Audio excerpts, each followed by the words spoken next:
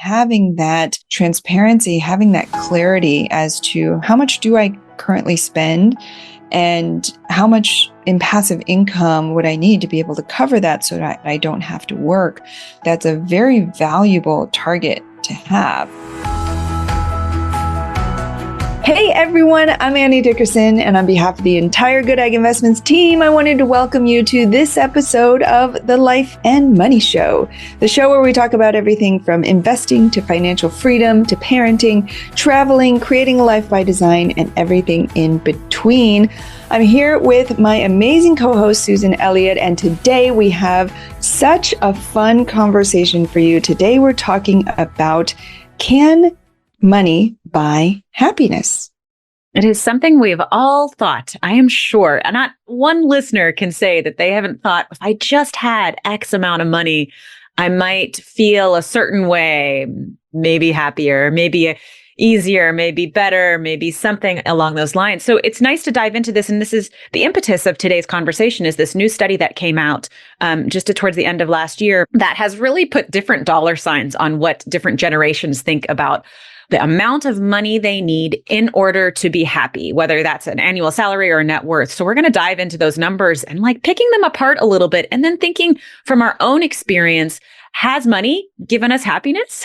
And if not, or if so, how are we optimizing that process along the way so that really it comes down to decoupling the idea of money and happiness for us, I think. I mean, we don't want to rely on anything to give us happiness, I think, externally in that.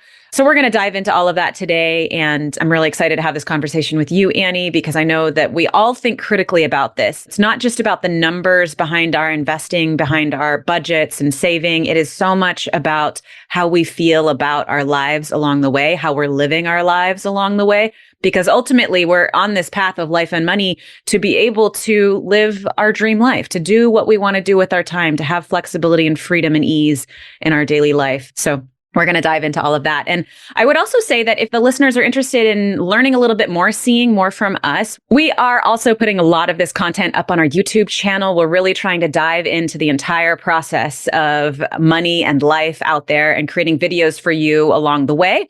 And you can find more of that content by just searching Goodegg Investments on YouTube, just like you would in any search engine, and you'll find some of those great videos.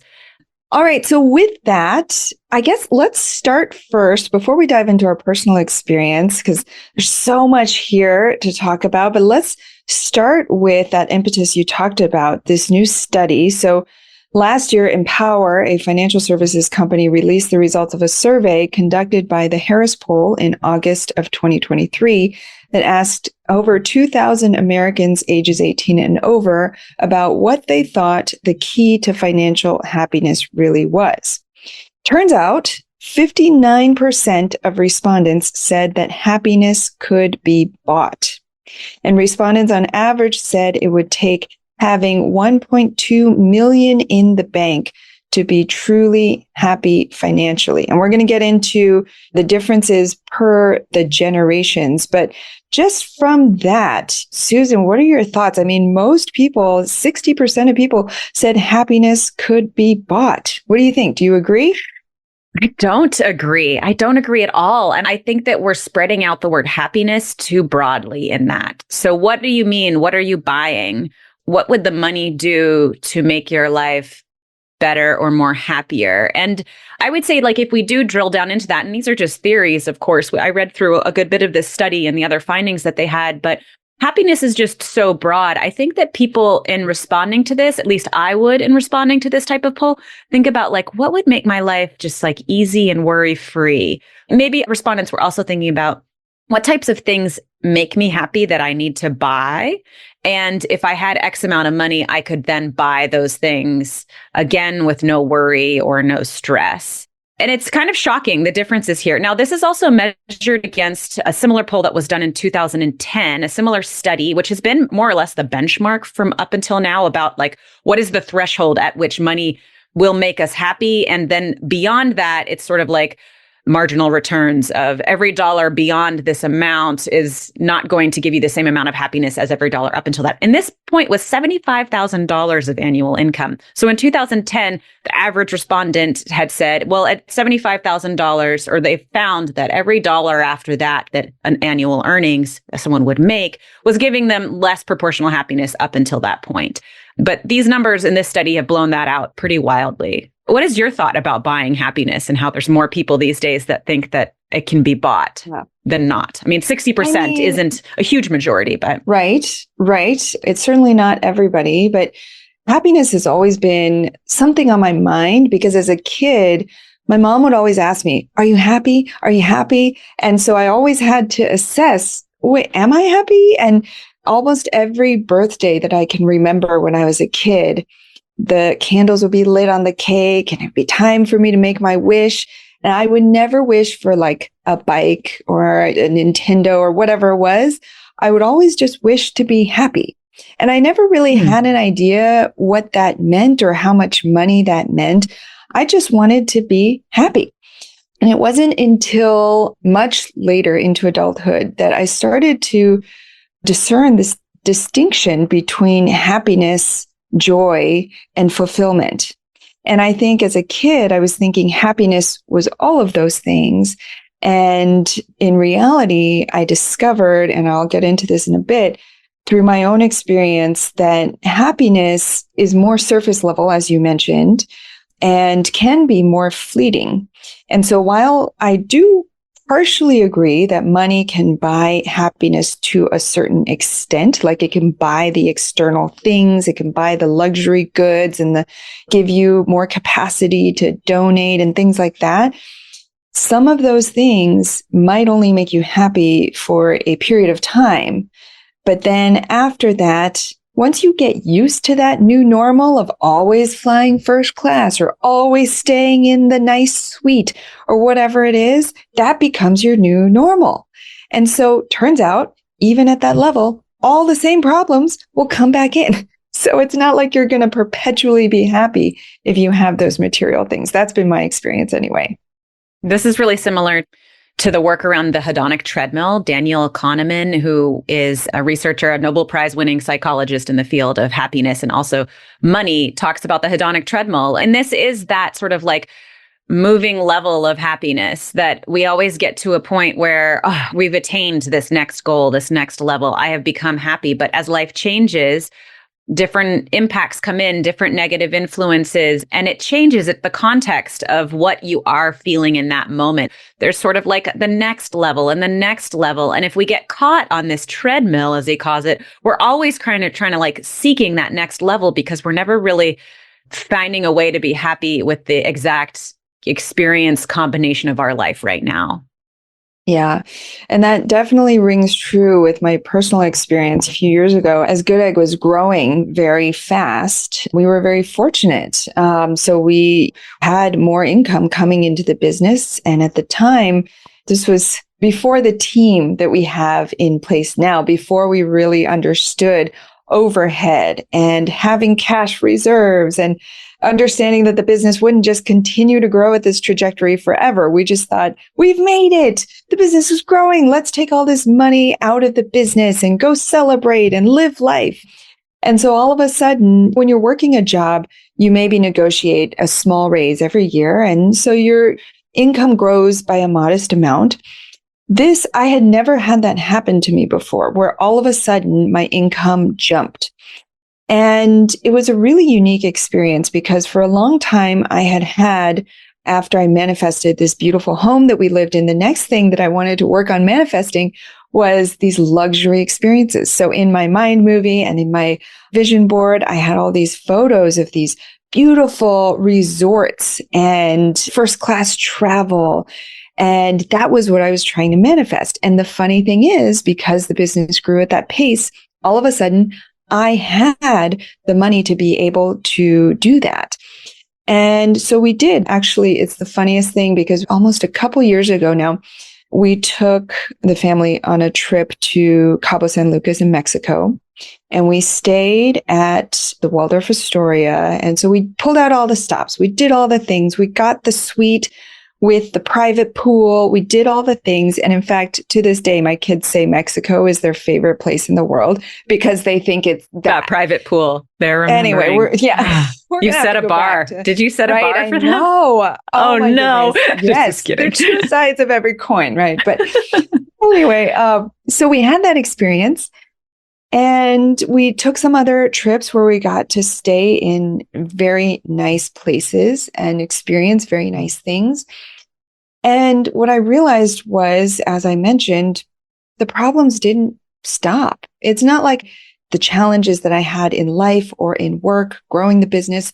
It's not like all of those things just dissolved and disappeared automatically. It was like, okay, so now I'm sitting in this luxury suite. I have this beautiful view, and I still have these things that challenge me.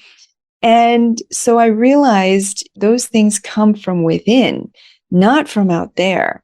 And so what that ultimately taught me is now I don't have any of that stuff on my vision board. I don't have any of that stuff in my mind movie. It's great. I very much enjoy it. I'm grateful when we get to take those types of trips. And I realize that I want luxury, not out there. I want luxury in here.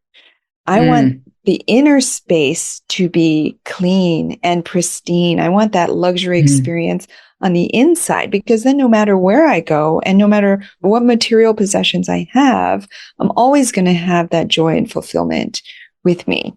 And so that's been kind of my journey and my experience through it. I did have the fortune to be able to experience the can money actually buy happiness? And I did that, and it only lasted for so long.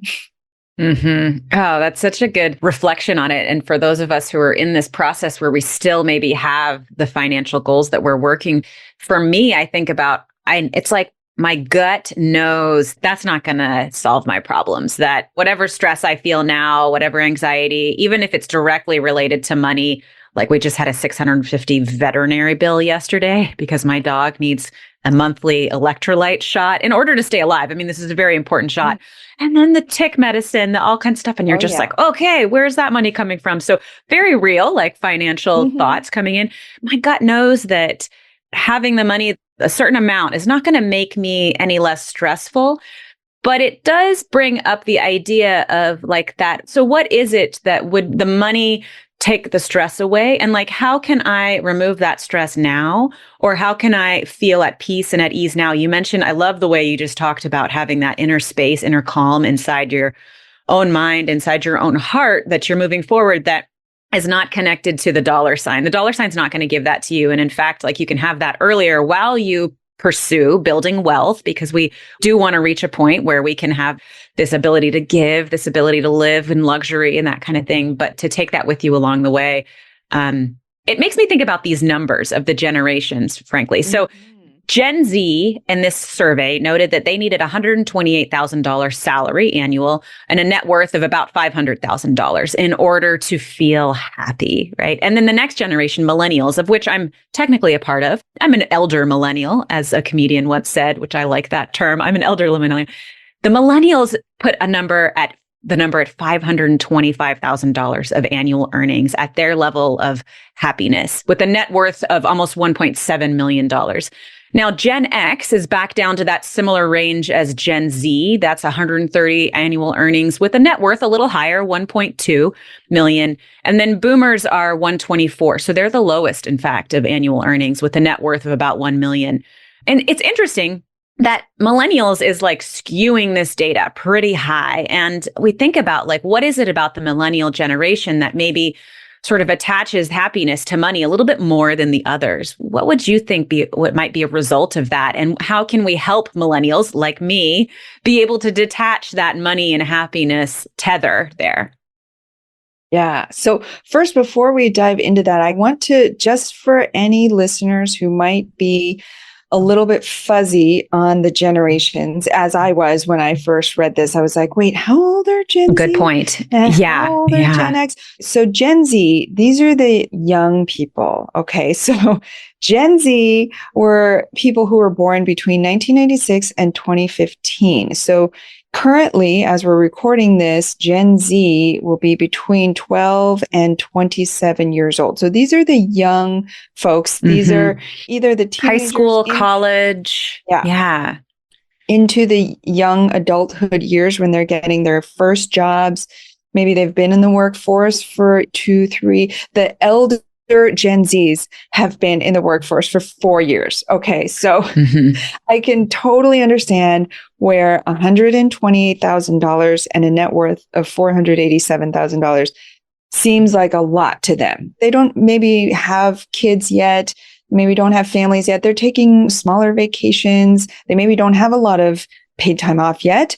And so they're busy, kind of focused on their careers. Maybe they're still living with roommates. Maybe they move back home and they're living with their parents. Who knows, right? And so to them, 6 figures seems like a lot. So $130,000 as a benchmark, it makes sense for that age range. And then you've got millennials. And so millennials, also known as Gen Y, I actually didn't know, but that makes sense because Gen Z, Gen Y, Gen X. Anyway, so millennials or people who were born between 1977 and 1995. So currently, this generation is roughly 30 to early like 43, 40s. 44, something. Yeah, something like that. So if you think about what's going on in life at this time, millennials currently are getting married, they're growing their families, they're buying their homes, they're moving up in the career ladder, but they're also facing a world where there's high interest rates. They're facing a world where COVID just happened and they're having to navigate the challenges of potentially remote work. They're also the first generation that has started to see social media in their formative years. And so I think that's played a part in our growth and our evolution too, is seeing all these things for the first time that other people are doing and feeling like we need to catch up to that. And I think student loans is a big deal here too, because I think millennials are just like, they're still paying student loans. They were part of this generation that was like, go to college. It's worth it. It's worth it. It's worth it. And build up these massive loans. We didn't quite understand the amount, I think, that we were putting on students at the time. And while Gen X might have hopefully caught wind that like, hey, don't rack up a bunch of student loan debt. It can cripple you later. But they're also maybe not too far down the line of paying those student loans. So they're not feeling like, I've been doing this for 15 years, like $600 a month, $1,000 a month for this amount of time. So I feel like you're right. This is all weighing on them in a different way. Another point of millennials is that they haven't experienced multiple market cycles. This is kind of a big kind of swing in the market cycle since COVID. There was an upswing and now there's inflation and downswing. It's harder to purchase a house than it was the preceding 10 or 15 years, which is their entire existence of understanding what it's like to be a human, discounting like early childhood development years. So yeah, that's some good benchmarks for like where millennials are at. What about Gen X? Yeah. So Gen X, this generation includes people born between 1965 and 1976. I can't do that exact math, but I think they're what, upper 40s, 50s? Yeah.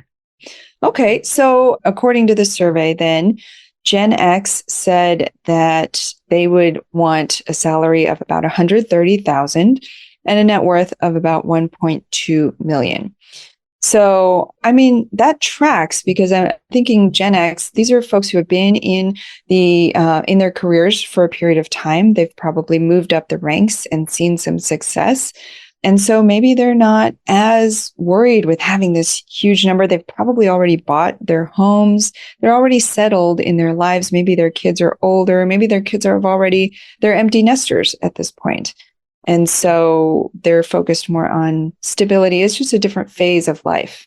Their net worth number did jump up as far as in comparison to Gen Z, where the annual incomes between Gen Z, Gen X, and boomers were all fairly similar. But the net worth number, and I think that's just a little bit of like, no, it's going to take more to be able to last into retirement, to have my money last a little bit long. I think that number, the net worth number for Gen Z, is probably a little bit lower. Maybe they're already familiar with the power of compounding. So they think like, well, if I had a net worth of about 500K, if I just kept investing that'd be super. Hopefully that's what it is, because 500K won't last too long into retirement. Right. Surprise. Shocker. Yeah. Okay. And then finally, we have the boomers. So the boomers are people born between 1946 and 1964. So currently they'll be roughly between 60 and 80 years old. And so these are the folks who, many of them have already reached retirement age. And so their benchmarks were 124K as far as salary or income, I guess, and then net worth of just under $1 million. Yeah. So it makes me think about, do I have a number that all my problems would go away if I just earned X amount of money? And wondering, like, is there actual value in that too? I mean, I'm a high achieving person. I have goals in different realms of my life. I have running goals, athletic goals, as most of our listeners have probably heard me talk about. And I do have financial goals. I have a FI number, a financial independence number. I know that like I need to keep growing my investments so that I can retire one day and have this kind of freedom. So like, what is the balance, do you think, Annie, in having sort of a goal that is a dollar sign, that is a number sign, while also like not putting off my happiness until I reach that goal? Yeah. Well, it makes me think about the people who took this survey and the way that they took the survey, because most people, as we've discovered, haven't done the work to actually figure out their financial independence or financial freedom number. They're just kind of shooting a dart out there, especially if they're being asked, what number do you want? And so they're thinking, oh, I'll just pick a number randomly, because they don't know. They haven't done that work to figure out, okay, how much do I actually spend on average per month? How much would I need to be able to cover my expenses? So I think it's very valuable to have that insight, and it's going to change as we see through these generations. It's going to change as you get to different phases of your life, but having that transparency, having that clarity as to how much do I currently spend and how much in passive income would I need to be able to cover that so that I don't have to work. I think that's a very valuable target to have, because most people will overshoot that number. They'll just kind of fudge it and be like, yeah, I think I'll probably spend 10,000. Let's just round it up to 20,000. And so that means in a year, I would need this much and probably would want a little bit more so I could save. And so they're just shooting in the dark. They're just picking a number. In reality, I've done exercises on this where even if you write down everything you could possibly dream of that you would ever want in your life, like a yacht, private jet, world-class travel, all of that stuff, you write it all down. And then you actually take the time to research how much that costs. Almost all the time, people think it costs way more than it actually does. And so even the private jet? I mean, that's billions, right? Right. Well, here's the thing is when you do the research on the private jet, you realize how much work it is to maintain it, especially if you really think about how often would I use that private jet? Well, probably only like a few times a year. Well, I don't want a private jet the whole year. Well, you know what? I'm going to rent a private jet. Oh, that's actually a lot cheaper. So it's like these things that people just, they have these high goals that they've never really done the work to really think through. And I think that's what leads to some of these inflated numbers.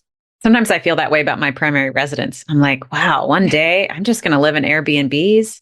Other people will clean and do the laundry and the yard work everywhere I go. Interesting. In another survey question, in this same survey, only 17% of respondents defined financial happiness as reaching a certain level of net worth, which is almost like counter to the numbers that they had just provided. And so I think a lot of this is just like in the way that we're phrasing things. Like you said, if you're like, hey, how much money do you want? Huh? Like, yeah, I'm going to put a lot of money in that answer field of that question. Like open-ended. Are you kidding me? Like, yeah, 1 million. Sure. But when I really like think about how do I feel about, is happiness with finances tied to a specific number. And like, well, actually, it's probably more aligned with like being able to have this ease at paying my living expenses. Another thing that they noted was that inflation and high interest rates and student loans were weighing on Americans' financial security, and that having the comfort of spending money on everyday items could boost the feeling of financial happiness. So even the respondents in this survey kind of were like, yeah, well, that number's great, but really like just being comfortable paying for my normal expenses would really do a lot of good here. Yeah. And, I'll share kind of the flip side of that. And I fully acknowledge I am and I was very fortunate to be in this position to be able to experience this. But I mentioned when the business kind of jumped and grew very quickly, I came into a good amount of money, more than I had before. And so I was able to loosen the reins on some of the things. And all my life, I grew up, we didn't have very much money at all when I was growing up. And so all my life was taught that money was scarce and that you had to preserve money, watch every cent, be very careful with money. And so I had a lot of guilt, a lot of baggage around money. And so at this point, when I finally could loosen the reins on the spending I was doing, there's a dark side to it. A lot of people are just thinking about the up and up and not the other side. And so what I experienced was actually, for a period of time, it was very freeing to be able to spend on things, to upgrade things that normally I would have said no to because I wanted to conserve the cash. I was also able to be more generous. I bought more gifts for friends. I donated more to nonprofits. So all of that did feel good until after a period of time, like you said, that becomes the new normal, and a new kind of guilt started to creep in. Because as I had loosened the reins, I started to think, I am fortunate enough to be able to do this, but now I'm not even paying attention. Now I'm just throwing this money away. I have the good fortune to be able to walk into a store and buy something without looking at the price tag, but I'm just throwing that money away now. If I were more conscientious about that money, I could make that go farther. I could donate that. It's like you caught yourself. You're like, oh, wait a minute, I'm walking on a treadmill. Yes. Hang on. I'm still walking on this treadmill. Yes. Like suddenly I'm not grateful for this amazing fortune that has come my way. And you caught yourself in setting that new normal. Yeah. Yes, exactly. And I still have things to this day that I bought during that period of time in my life where I'm like, what was I thinking? Why did I buy that? I didn't need that. And now I'm not going to use it. And now it's just sitting there. And now it's causing me to feel guilty. But it's a good reminder of that period of time. It was almost like, because the money grew faster than I was prepared for, it challenged my values. And it had me step into almost this other version of myself that I think I wasn't fully ready for. And so that's why I say there's two sides of it. Yes, it was freeing and it brought me a certain amount of happiness, but there was also the guilt on the other side of it. And it didn't bring me the lasting fulfillment that I thought that it would. I love that you pointed that out. I'm in a similar but opposite moment right now in our own just financial cycles of needing to tighten the reins up a little bit. My husband runs his own business, so it's kind of at the whim of his client work. And I mean, there's many freelancers in our audience who understand that and being able to spread out your income over time. But we're at a point where like, well, okay, what expenses can we cut back on right now? We wanted to hire someone to come in and do some meal prep once a week. Like, oh, that would be great. But with his low client work, we're like, okay, realistically, like you can do that meal prep work for a couple of months at least. But I found myself thinking like, this could be a really I could take this process as feeling like a failure, feeling like a setback in my progress towards our financial goals. Like, wow, you think that the progress we're making would continually allow us to spend more money, right? But the progress we're making sometimes means that we need to say, like, let's check in on things. And what is really bringing us joy in our spending right now? What is really like not necessary? From a point of like, yeah, maybe that helps out a little bit, but it's something we can do. And it allows us to feel more ease and covering our everyday expenses and being able to say like, well, then when we have his client income come into our life, that it will just be sort of this big bonus on the top. We'll be able to invest more when that comes to it. But we're able to kind of like maintain a stasis point. So there's like this light side to tightening the reins. Yes. That's kind of similar to your dark side of loosening the reins. It's these moments where we're like asked or forced or called to inspect what brings us joy. And what's bringing us joy with the money that we're spending, how we're spending our time. And it's like those calls to discovering what happiness means to you, I think, that money can help us with. I don't think money can bring us happiness by reaching a certain level, but I think money has the power to cause you to reflect a little bit more about like what brings you meaning and happiness in your life, because it could be really easy to think that you could buy it all when really like the research time and time points again to all these other ways that means lasting happiness, like building relationships, the health of our families, the time we spend with friends, the connections we feel to our communities, so much of relationship things and not things, their experiences. And so I hope that our listeners can walk away with this idea of like, use money as a wonderful mirror of how you see happiness and how you can find that in the moment right now. Yeah. And on that note, the last thing I wanted to pull out from this study was that most of the respondents said, especially in the millennial band, said that they would be willing to pay $7 for a daily coffee because of the joy that it brings. And so this is something I mentioned. I grew up with not a lot of money, and I was taught to be very frugal. And for my young adulthood life, everything I bought came from Craigslist. It was secondhand. A lot of it was tattered, but well loved. And I had nothing up on my walls because why do you need art? You just need a couch to sit on and a table to eat at. You don't need all that frilly stuff. And so I was very like minimal in everything that I bought and I spent on. But I say that because now it's taken me a long time, but I've gotten to the point where I realize the unseen value of those little things that bring us joy. As an example, I recently learned about container gardening, where you get a big like outdoor pot and then you plant some things in it. And because I never really paid attention to it, I always thought, oh, you just get one of those pots and you put one plant in it. But as I learned more about it, I was like, oh no, actually you can put multiple plants in it. It's almost like flower arranging. You kind of put different plants together and they have this very simple thriller, spiller, filler kind of thing. So you have a thriller, which is like the main spotlight plant in there. It's a little bit taller. And then you have the filler, which is like goes around that. And then the spiller, which spills over the edge.